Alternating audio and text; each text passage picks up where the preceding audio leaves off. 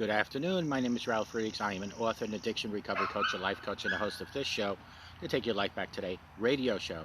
You can also see a video version of this if you go to YouTube under channel Take Your Life Back Today show. If you look close, you can probably see my ducks in the background, the baby ones. Let's talk about making peace with your past.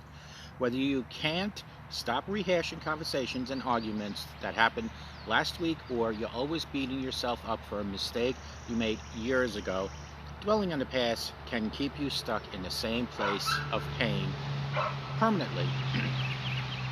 In one of my books, Struggles Became My Strength, I included an entire chapter about the dangers of dwelling on your past.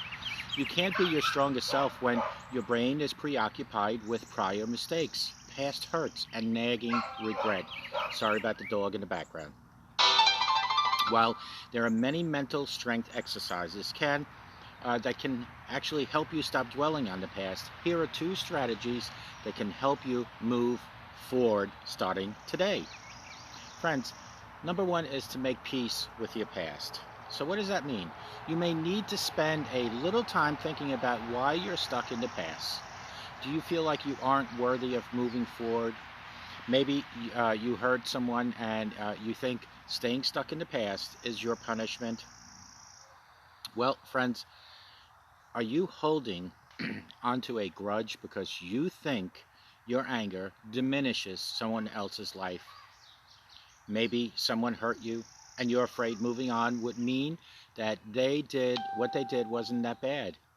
You need to let go. Sometimes dwelling on the past is an easy way to distract yourself from the present, which you're losing out on by dwelling on the past.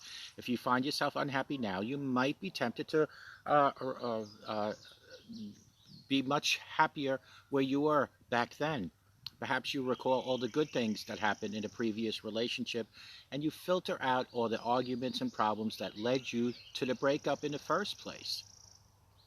Or maybe you beat yourself up for making the wrong choices in that relationship. But the truth is, you never know what life would have had in store for you had you made any different choices.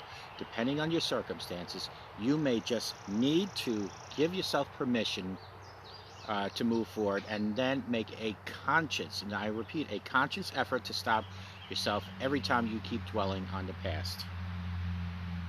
Friends, number two, focus on the lessons that you have learned from then. Thinking about an unfairness or an unpleasantness of an event will keep you stuck there. To heal, you may need to spend some time focusing on the facts, not the emotions. Walk yourself through a painful memory and think about the facts, not your distress. Remember where you were sitting, what you were doing, and who was there, and what happened to you. Then consider the lessons you've learned from surviving that painful thing or for enduring that difficult experience back then. Some of the best life lessons can be learned from the toughest times you've endured, hence my book, Struggles Became My Strength. So whether you write in a journal or you replay the story inside your head, practice going through details as you were a narrator who simply recounts the facts.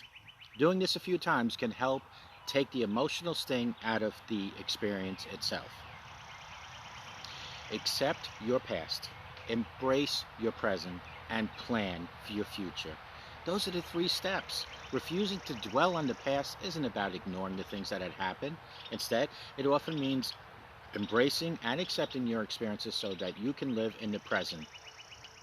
So recognize the emotional toll that the dwelling on something is taking on you.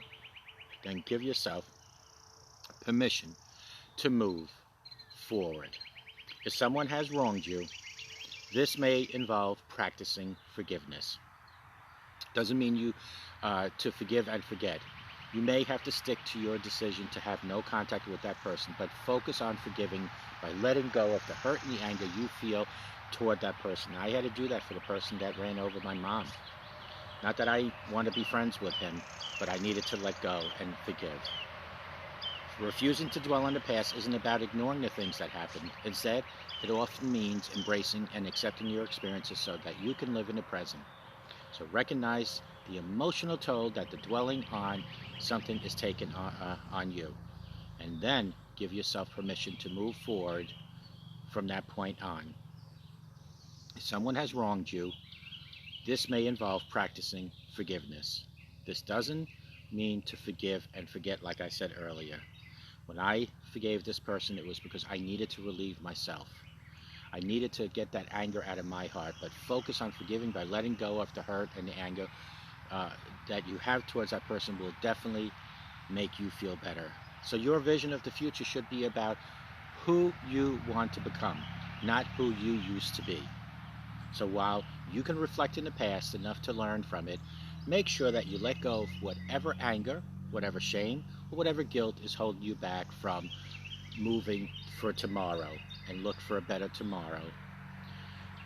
Friends, call me at 844-405-HELP. Together, you and I, we can help each other take our lives back. Be good to yourselves and always be good to each other. Remember, a simple smile to any stranger can change that stranger's day and change their life, and can make a difference in your life. And you know what?